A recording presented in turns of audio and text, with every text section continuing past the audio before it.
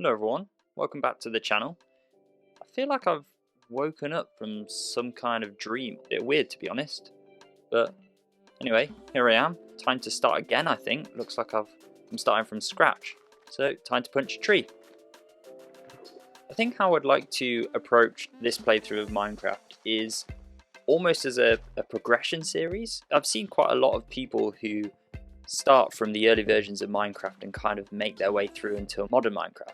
I'd kind of like to take the principle of that, but with human civilization, start from scratch and work my way through until potentially the modern age. Now the way I'd like to do that is to progress through what I would describe as the 4 pillars of civilization. So you've got the tools and materials that they would have used at different ages. You've got what society and religion would have looked like, what their buildings would have looked like, and also the food and agriculture. I'm going to start with the Stone Age and see how far we get. Now if I'm starting in the Stone Age, there are certain things that I have to abide by, because at the start of the Stone Age they would have lived in caves, I think near bodies of water, which I'm kind of near because of where I spawned, and they would have also had a hunter-gatherer sort of lifestyle. So it's kind of similar to how you'd start a normal Minecraft world. Anyway, start in a cave and you're kind of just trying to gather what you can.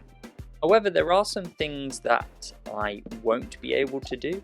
For example, they didn't have iron yet because obviously it's the Stone Age and the Stone Age came before the Iron Age.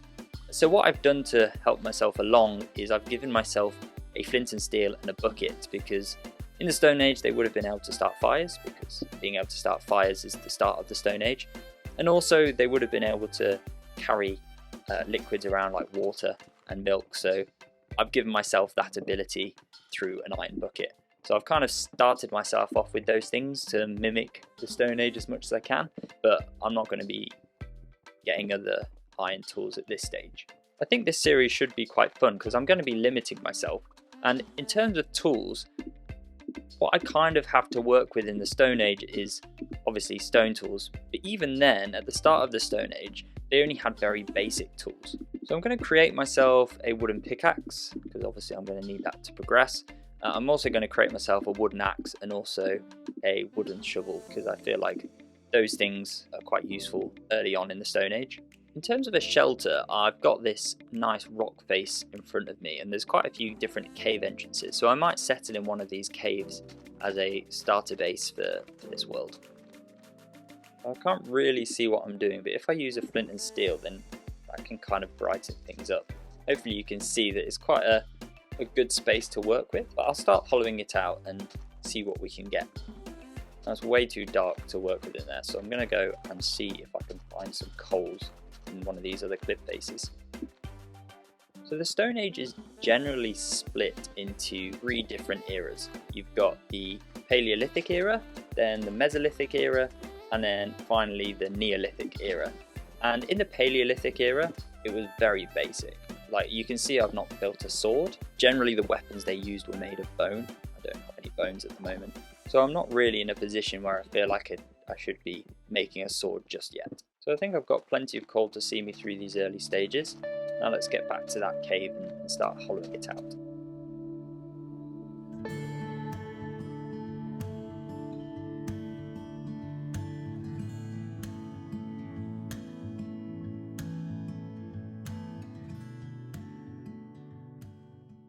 Right, my first pickaxe is broken, it's starting to get dark, so I'm glad I have this shelter. I think I am going to allow myself to make a stone pickaxe as well, because at the end of the day, it is the Stone Age. I'm going to grab the crafting table, and I think I need to dig a bit further back into the cave, because if monsters come, I'm going to need a place to run and hide to, so I'll start digging away at some of this gravel. Oh look, some flint. Flint would have been something they used a lot of early in the Stone Age, for weapons and for tools. Obviously you can't make flint tools in Minecraft, so this series is definitely going to have a Minecraft take on everything obviously, but there's a bit of information for you. Okay, I feel like I've got a good little hideaway to go into just in case any bad things come close. I'll just keep stripping this cave back. In the Stone Age they would have had about 20 to 25 people living in a cave, so I've got to make this area kind of the communal area, I think, because people are living in caves, so they need a bit of comfort, right? They need a bit of space. I'm kind of chipping away at this quite randomly because I want to make it look as natural as possible in terms of the cave. I don't want it to be like a wooden box. I want it to feel like it's a natural looking cave. And they would have also used tunnels in the caves as like people's living areas, so I'm gonna dig away through here and see if I can create one of those little tunnels to different parts of the cave.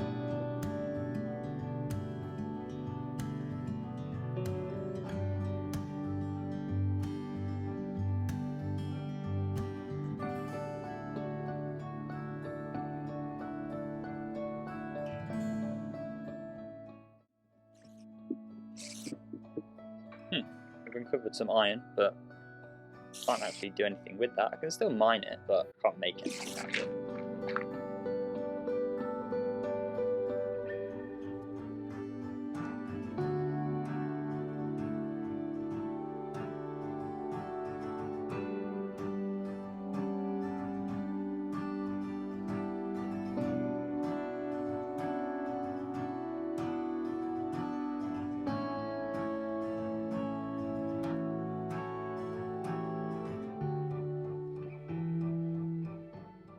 So it's just turned day.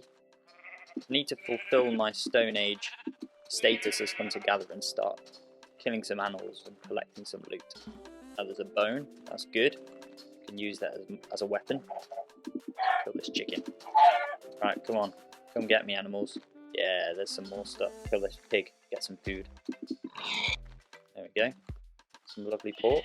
Now, I read something the other day about how it was in the Stone Age that they were able to use the fire that they'd created to eat cooked meat, and that's how their brains developed. So I'm going to set these pigs on fire, see if I can get some cooked pork. There we go. Some nice charred bacon for me to eat. Now, okay, I've got a good haul. Time to go back to the cave and keep digging away. Right then, I have had a go at hollowing out the rest of the cave, and I think it's in a pretty good position. I might expand it in future, but we'll see how we go.